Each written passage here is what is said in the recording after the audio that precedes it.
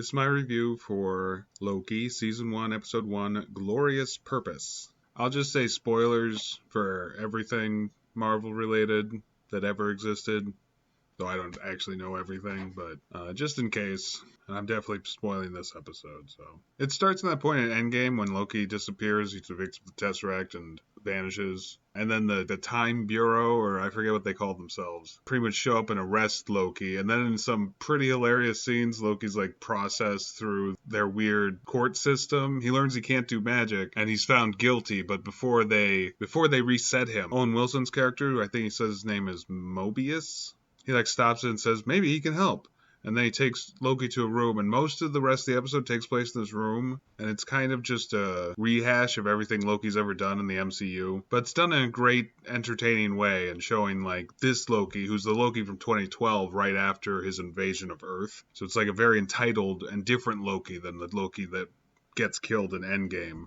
He ends up watching his entire life. He tries to escape for a bit, and that side plot was a bit the main point of this episode was that Loki sees how his life turns out, and all the pain and suffering he causes kind of colors what he decides. And he decides to help the Time Bureau, or whatever they call themselves. But it's a very different Loki. You know, he's like a very entitled and still kind of a villain. He admits to being a villain during the episode. But by the end of the episode, you see that he's just filled with regret. He like sees where his life's heading. He doesn't like it. And it makes sense that he decides to help the Time Bureau. But twist at the end, it turns out the Time Bureau is actually hunting him, maybe. But that doesn't show his face. So, but they do say like, well, you think you can help find this person who's traveling through time, killing people and creating all these anomalies because it's you.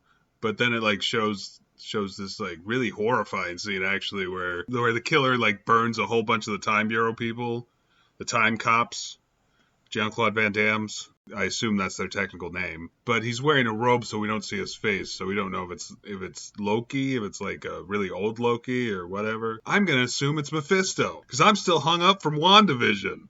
And, you know, he lights them all on fire. Must be Mephisto. But I thought this was a really good start. Like a really powerful start in a way. I thought it was really funny at first. It slowly shifted into the really dramatic by the end. And kind of horror-esque. I wonder if they're going to use horror tropes later on.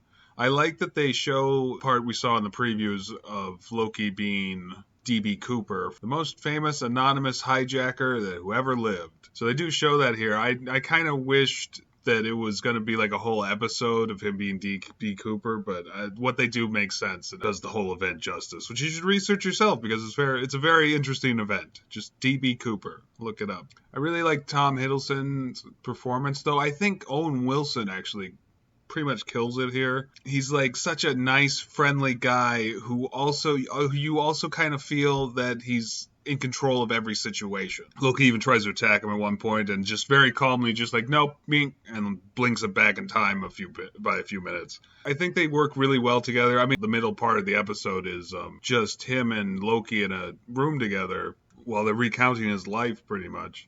And I think that both Loki and Mobius, or whatever his name is, play off each other really well. I don't know if they're like setting it up to be kind of a buddy cop sort of thing, but if it does turn out to be something like that, I wouldn't be displeased by that. I'm really impressed with this first episode, and it makes me hopeful for the rest of the series.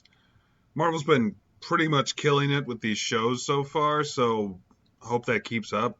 But yeah, this is definitely a 10 out of 10. I almost want to give it like a -1, just from that side plot of Loki escaping for like just a brief period of time. It does like nothing for the plot. Yeah, I think I have to give it a -1 for that. So 9 out of 10, pretty good episode. I hope that whatever comes next is just as good and just as like genre bending as this one is. And I'm really interested to see what happens to Loki just in general. I mean, this kind of finalizes for me anyway that he actually did die in Endgame and wasn't yet another trick. But yeah, I'm going to stick by the 9 out of 10, and I guess that's it. Whatever.